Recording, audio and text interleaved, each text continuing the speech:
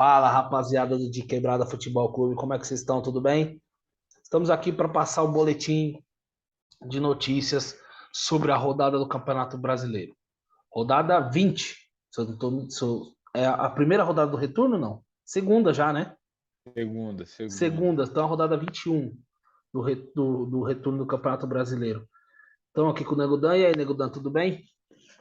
Tudo bem, maravilha. Vamos falar um pouco do que aconteceu aí nessa rodada, com muitos jogos ruins, A maioria, né? como de costume, e alguns outros mais ou menos. Vamos Tivemos, lá. tivemos algumas zebras e algumas decepções. Vamos É, começar com, com os jogos de sábado. Tá na tela, vou mostrar para vocês. Vamos lá. Os gols. Epa, opa, falha nossa. Falha nossa. é isso Volta. aí. Quem sabe faz ao vivo, né? Pera É, aí. você tá falando de Campeonato Brasileiro, você me aparece com o Haaland. Ah, Não, mano, aí pô, não pelo dá, amor né? de Deus. Aí não Aí não tem nada dá. a ver, pô. Aí não tem nada a ver uma coisa com a outra. É outro esporte, não? É, outra coisa, totalmente diferente. Até engasguei. Vamos lá, rapaziada, agora é sério. Os gols de sábado. Morumbi, Flamengo e São Paulo. Lázaro abriu o placar para o São Paulo, para o Flamengo.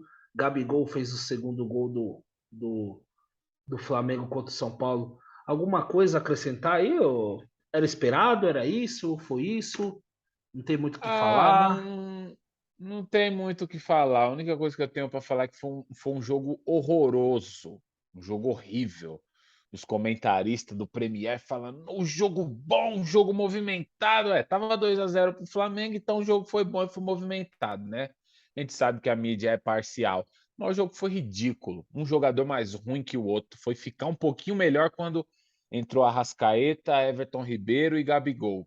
Aí o jogo deu uma equilibrada. Mas de resto, jogo ridículo, horroroso. O jogador não conseguia ficar em pé. Tivemos também na ressacada Avaí 1, Corinthians 1. O Corinthians agora está a 6 pontos do líder Palmeiras. Fala um pouquinho desse Corinthians aí, o Dan. Ah, O Corinthians se poupou para jogar com o Flamengo ou o Corinthians está perdendo suas forças? O que você acha? não, eu acho sinceramente que o Corinthians é isso aí. O Corinthians é isso aí, é um time limitado, um time que vai tentar sempre tirar forças até o último minuto. Mais um gol no final de uma partida e o Corinthians saiu no lucro e levou um ponto para casa. Mas o Corinthians é isso aí, entendeu? É um time limitado. O que deixa a gente assustado, tanto com o Corinthians quanto com o São Paulo, é a gente ver que o gás está acabando, né? Você vê que, assim, tanto o São Paulo quanto o Corinthians, os treinadores não conseguem mais explorar o que eles achavam que poderia explorar. O Corinthians é um time envelhecido, onde essas melhores estrelas não têm condição de jogo. O São Paulo é um time que ainda está brigando na cabeça ali da Sul-Americana, tem vantagem na Copa do Brasil, porém, você também tem o mesmo problema, um time que está esfarelando fisicamente. Então, é um assunto muito delicado quando a gente fala de Corinthians, quando a gente fala de São Paulo, quando a gente vai falar de briga por título, briga por campeonato, porque, querendo ou não, né, os dois ainda estão brigando pela Copa do Brasil, um pela Libertadores e um pela Sul-Americana, apesar da vida do Corinthians estar mais difícil que a do São Paulo, né, Dan? Por aparelhos, respirando por aparelhos. Respirando por aparelhos é boa. Bom, e domingo nós tivemos no Allianz Parque Palmeiras e Goiás. O primeiro gol do Mike, um gol de Carlos Alberto Silva. Não, Carlos Alberto Torres, né? O gol do Mike é um gol do Carlos Alberto Torres, né? Palmeiras faz 1-0. É. Depois um pênalti mandrake, um pênalti inexistente, que o juiz não deu. O VAR chamou, aí o juiz mudou de opinião. O Rafael Veiga tirou a zica bateu no meio do gol, fez Palmeiras 2-0. E no final do jogo, o Atuesta, sem força nenhuma no pé, conseguiu acertar o ângulo do goleiro Tadeu e deu números finais ao líder Palmeiras. E esse Palmeiras aí, Dan, continua com o Ah, botijão cheio ou fez o. Deu pro gasto? o Palmeiras ele consegue manter o máximo possível para continuar brigando nos campeonatos, entendeu? Eu acredito que a saída da Copa do Brasil deu um gás a mais para o Palmeiras, que vinha perdendo gás, sim, isso era um fato. E pontos positivos para o Palmeiras. O Atuesta fazendo gol, o Mike fazendo gol, o Mike tá jogando bem, entendeu? O menino aí, o Veiga, voltando a fazer gols, entendeu? Enfim, um jogo ótimo pro palmeirense, ótimo, ótimo, entendeu? Sem contar que agora as próximas 3 rodadas o Palmeiras decide o campeonato, né? Na minha opinião. O Palmeiras joga com o Corinthians, com o Flamengo e com o Fluminense. Só isso. É a Isso. sequência do Palmeiras no Campeonato Brasileiro. Seguindo, falando de Corinthians, Flamengo e Fluminense. Fluminense venceu o Cuiabá. Gol de Germancano. Mais um. Germancano aos 2 minutos de jogo. E foi só isso. O Fluminense ganhou do Cuiabá. Mais um gol do Cano e o Fluminense busca o título do Campeonato Brasileiro. Se alguém duvida, se alguém estava duvidando, tá aí. O Fernando Diniz vai brigar sim pelo título do Campeonato Brasileiro e da Copa do Brasil, né, Guda? É. Pelo menos por enquanto, né? Porque foi 1-0 com um time que já dá indícios de cansaço. Um time que já dá indícios de que não vai ter conseguir manter a intensidade, mesmo não disputando os 3 campeonatos, entendeu? Então, pelo menos até aqui, o time do Fernando Diniz briga sim pelos títulos, mas se você perguntar para mim o que eu acho que daqui Não a vai ganhar. pouco ele cai na realidade. Levando em consideração que o Fluminense jogou no Maracanã contra o Cuiabá, que está brigando para não cair, e que apresentou o centroavante Daverson. Só isso. Bom, Isso. vou continuando aí passando os gols para vocês. E teve Fortaleza e Internacional. Fortaleza a 1 ponto de sair da zona de rebaixamento. O gol do Lucas Crispim. Olha, foi 3-0 para o Fortaleza. E poderia ter sido mais. E o Fortaleza, aos 30 do primeiro tempo, teve um jogador a menos. Olha que gozado, cara. E o Fortaleza foi lá e venceu o Internacional por 3-0. O segundo gol foi bizarrice. Vocês estão acompanhando aí. Foi uma batida de lateral e o jogador do Fortaleza conseguiu fazer o gol. E o Internacional perde. Um dos candidatos, não. O Internacional é um dos candidatos a ganhar a Sul-Americana. Perde no Fortaleza de uma forma vexatória. E aí tem um jogo de volta agora, quinta-feira, contra o Melgar. Alguma coisa a dizer do Internacional, Dan? Você falou de duas equipes que eu consigo colocar no mesmo prateleira que o Internacional, Corinthians e São Paulo. São times limitados, times que não têm um futebol brilhante e times que demonstram a defasagem agora numa reta final, mesmo estando, né, disputando títulos. E o time do Mano Menezes é isso aí, entendeu? Um time que consegue tomar 3-0 do penúltimo colocado do campeonato com um jogador a menos. Esse é o Internacional de Porto Alegre, um time que não tem ninguém misturado com nada. Com todo respeito ao Inter, né? Esse aí não é o Inter do Fernandão, não é Não, o não, não. Inter do Oscar, Não, muito não, não. menos do Rafael Esquece. Sobis. Esse Inter aí é o Inter do alemão, Alan do outro Patrick. loirinho. Tem um outro loirinho Pedro também, um Henrique. atacante. Pedro Henrique, é o Inter do David e por aí vai. Do Lisieiro. Tá ótimo, tá? O Gabriel e companhia. Paramos. Bom, e É, para finalizar a noite, nós tivemos uma surpresa. Será que a gente pode dizer que é uma surpresa?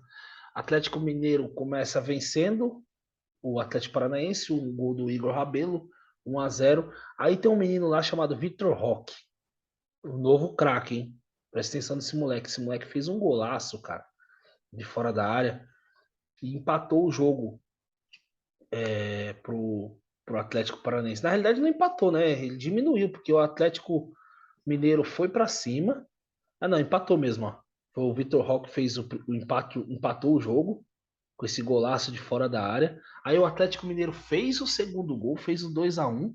Aí o Vitor Roque empatou de novo 2-2 e no apagar das luzes, o Canóbio, o uruguaio, deu números finais ao jogo. O Atlético Mineiro não vence há 4 partidas já, né? E a segunda seguida no Mineirão que eles perdem. Empatou na Libertadores contra o Palmeiras e vem jogar agora quarta-feira no Allianz Parque, tentando a vaga na semifinal. O que acontece com o Atlético Mineiro, Dan? O Atlético, o Atlético Mineiro, eu acho que eu sou o único da mídia alternativa, de qualquer tipo de mídia, a falar que esse time do Atlético Mineiro é ruim.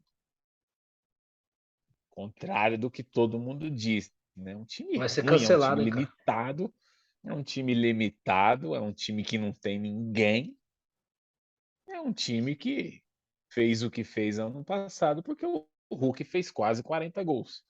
Caso contrário, é um time ruim o time do Atlético, futebol burocrático, é um time que tá ganhando jogos, mas não consegue segurar as vitórias, cede empates, cede viradas. Eu assisti esse jogo e é isso, tem que bater palma pro Filipão, que tem um time horroroso na mão também. O time desse Atlético Paranaense não mostra futebol nenhum, mas na base do psicológico ali ele consegue dominar a mente desses jogadores e faz com que eles acreditem até no último minuto de jogo. E é isso. É isso, rapaziada. Eu vou passar aqui para vocês. A tabela do Campeonato Brasileiro ficou exatamente assim. Palmeiras é líder, 45 pontos, seguido com Corinthians, 39, Fluminense, 38 e o Atlético Paranaense fecha G4 com 37. Lá embaixo, na zona de rebaixamento, temos o Fortaleza, a 1 ponto de sair, tá, da zona de rebaixamento, 21, Cuiabá 20, Atlético Goianiense 20 e Juventude 16. Para falar sobre os paulistas, o São Paulo dos paulistas é o pior colocado hoje, 11ª posição, com 26 pontos. São Paulo precisa abrir o olho ainda, porque o São Paulo tá a 4 É, pontos da zona de rebaixamento, hein, cara? o São Paulo ele entrou na realidade do time que ele tem, né? Ele vai brigar para não cair. Ele vai agonizar, grifa essa palavra, agonizar nas Copas e vai brigar para não cair no Campeonato Brasileiro. E isso não é culpa do técnico, isso é culpa do São Paulo Futebol Clube, é culpa do gestão, time, entendeu? Tudo isso aí, contratações, tudo isso aí. Nós vamos São falar Paulo aí. acaba de fazer algumas contratações e vamos ver no que vai dar, se esses caras vão mudar a característica do jogo do São Paulo, que Nós vamos precisa falar para muito. ontem. Nós vamos falar muito do São Paulo no boletim do São Paulo, que vai sair agora quinta-feira antes do jogo, tá, gente? Então, todos os dias nós vamos fazer boletins dos clubes, além das notícias no geral. Então, por exemplo, amanhã sai um boletim do Corinthians, que vai jogar à noite contra o Flamengo. Na quarta sai o boletim do Palmeiras e na quinta sai o boletim do São Paulo. Tudo das notícias, dos jogos, dos gols, escalações, polêmicas, enfim. Nós vamos falar tudo para vocês. Rapaziada, então é isso. Curta, comenta, compartilha aí.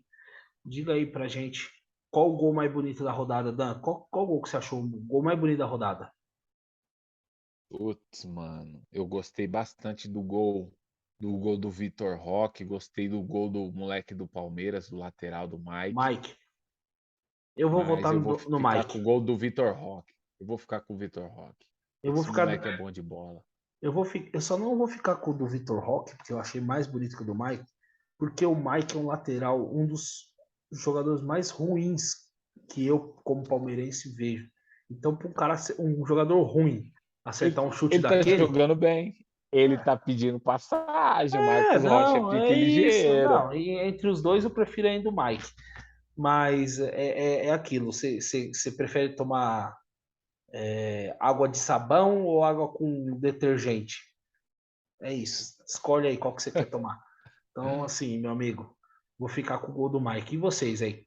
Quem que vocês acham que fez o gol mais bonito da rodada? Vitor Roque ou Mike? Votem aí. E a gente volta, hein? Nessa semana aí com tudo O sobre. terceiro gol do Fortaleza foi um golaço também, hein? Robigol.